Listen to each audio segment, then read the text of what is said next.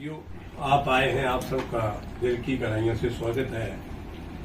अभी हाल में ही पार्लियामेंट के चुनावों के साथ साथ हिमाचल प्रदेश की विधानसभा के भी उपचुनाव हुए, जिसमें हमीरपुर के 2 चुनाव हुए और उन चुनावों में जो सुजानपुर के क्षेत्र में जो चुनाव हुआ उसमें जिस तरह कार्यकर्ताओं ने, जिस तरह वहां के मतदाताओं ने कांग्रेस पार्टी को अपना साथ दिया, अपना मत दिया, वो एक बहुत बड़ा सराहनीय काम है। जिस तरह जो हमारे विरोधी पक्ष ने जिस तरह हिमाचल प्रदेश में एक नया तांडव किया हुआ था और उस तांडव की जो एक कड़ी थी वो सुजानपुर में भी डाल रही थी, उसके बावजूद भी लोगों ने अपना मत जो है वो माननीय मुख्यमंत्री श्री सुखविंदर सिंह सुक्खू के नेतृत्व में जो 1.25 साल 1.5 साल की जो कार्य प्रणाली थी, देश के गरीबों के लिए, अनाथ बच्चों के लिए, महिलाओं के लिए, किसानों के लिए, बेरोजगारों के लिए, उसका उन्होंने मोहर लगाई। और आज हमारे जो माननीय कैप्टन रणजीत सिंह जी विजयी हुए, इस सारा का सारा श्रेय जो है वो माननीय मुख्यमंत्री जी के नेतृत्व को जाता है और सुजानपुर की और हिमाचल के जो मतदाता है उनको जाता है, क्योंकि कभी भी अगर ऐसा कोई कांड हुआ तो हिमाचल के जो मतदाताओं ने उसका हमेशा ही विरोध किया, क्योंकि यहाँ के लोग जो हैं वो गॉड फेयर हैं और भगवान को मानते हैं और उसके तहत अपने जो लोकतंत्र की जो उनके पास ताकत है उसको भी उसी तरह वो अपनाते हैं। और यही वजह है कि जितना भी वहाँ धन बल का जो प्रयोग हुआ, दिन रात हुआ, बहुत सारा हुआ, पूरे बंदोबस्त के बावजूद भी होता रहा, उसकी जो हार है वो सही मानों में लोकतंत्र की जीत है और जनबल की जीत है। और साथ साथ में कई हथकंडे अपनाए गए, कई तरह की वहां घटनाएं घटाई गई। पीछे से जब चुनाव हुआ तो एक कल वोट पड़ने थे, एक सीढ़ी निकली, कोई बात कर रहा है, कोई किसी का नाम है, कोई किसी का नाम है, मैं उसमें ज्यादा गहराई में नहीं जाता, लेकिन मैं इतना जरूर कहूंगा कि उसकी FIR लॉन्च हो गई है। उसको हम जब तक उसकी कार्रवाई चली है, इंक्वायरी चली है, मैं इस पर ज्यादा चर्चा नहीं करूंगा, लेकिन इतना जरूर कहूंगा ये भी उन षड्यंत्रकारियों का षड्यंत्र था कि माननीय मुख्यमंत्री जी के क्षेत्र में उनको भी हमको भी उसमें लाया गया और उसको जो है वोटों में खतर पड़े और हमारी जो सीट है वो ना हारे। तो मैं समझता हूँ इस बात जिस तरह से इस बारी का जो गुलाब हुआ वो हिमाचल की संस्कृति नहीं है। हिमाचल की संस्कृति नहीं है। जहां भी चुनाव हुआ वहां धन बल का पूरा जोड़ हुआ और उस जोड़ के पीछे ये चीजें सामने आई। लेकिन कुल मिला के वोटर ने जो वोट है वो मेजोरिटी में जो कांग्रेस के पक्ष में गया, चाहे वो पार्लियामेंट का भी है, चाहे हमारा इसमें विधानसभा के भी है।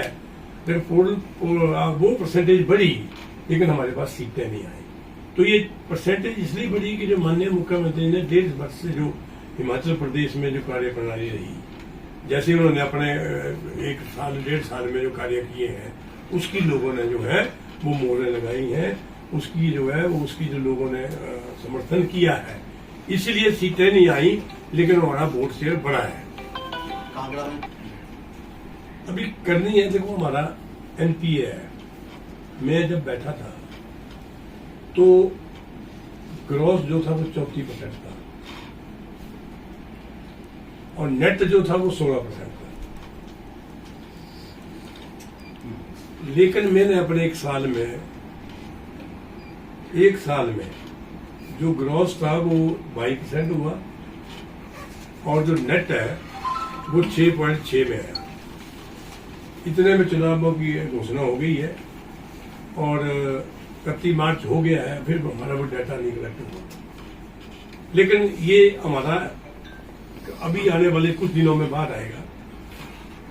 तो ये हमारी एक बहुत बड़ी, मेरी और मेरे बोर्ड की और मेरे कर्मचारियों की बहुत मिली जुली जो मेहनत थी वो रंग लाई है। लगभग मेरे ख्याल हमने कोई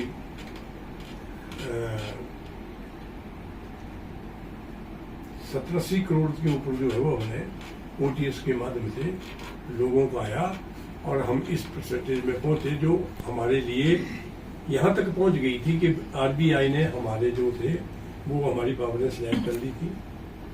25 लाख से ऊपर हम लोन दे नहीं सकते थे। 25 लाख से ऊपर इंडिविजुअल किसी को दिया नहीं जाना था, वो भी हमने B ग्रेड क्रॉस किया और 82 लाख के करीब हमने प्रॉफिट लिया। पिछली बारी भी लिया और इस बारी भी आया। लेकिन ये अब अभी अप्रैल में मई में होता है, लेकिन अभी आचार संहिता के बाद ये थोड़ा अप डाउन हो सकता है। ये बड़े बड़े लोन के खिलाफ क्या चल रहा है? अब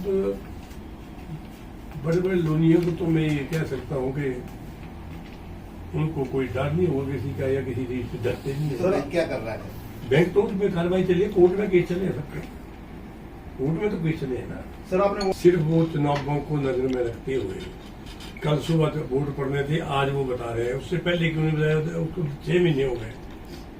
और एक बात बताऊं, जो हमारी RBI की से गाइडलाइन आई है हमें, उन्होंने लिखा है कि आप किसी को भी वन टाइम सेटलमेंट की ना करने की ना इनकार नहीं कर सकते हैं। अगर आप करेंगे हमारे पास शिकायत आएगी तो आपको पेनल्टी लग जाएगी। अच्छा ऐसा है, उसमें ऐसा इंडिविजुअल नहीं होती है। वन टाइम सेटलमेंट तभी होगी जब RBI हमें परमिशन देगा। तो जब RBI परमिशन देगा तो सिंगल गुण देता है, कभी भी एक ईयर के देगा या 6 महीने के लिए देगा। तो उसमें जो RBI और नबार्ड ने भेजा था उसमें हमें बड़ा साफ करेगा। जैसे मैं बैठा हूँ, मैंने देखा ठीक है यार, मैं कांग्रेस का बैठा हूँ तो मैं अपने कांग्रेसियों को वन टाइम सेटलमेंट बाकियों को इनकार कर दूंगा या थोड़े इनकार नहीं करूंगा। तो उसमें भी उन्होंने एक लाइन दी है कि आप इस तरह नहीं करेंगे, जो आपके पास आएगा उसका सेटलमेंट आपको करना ही पड़ेगा। अगर शिकायत आई तो बैंक के खिलाफ कार्रवाई होगी और जुर्माना भी हो सकता है। इसलिए जो हमारे पास आया मैं उसने किया। और मैं एक बात बताऊं कि हमारा जो वन टाइम सेटलमेंट है, हमारा मूल नहीं जाता है, मूल नहीं जाता है।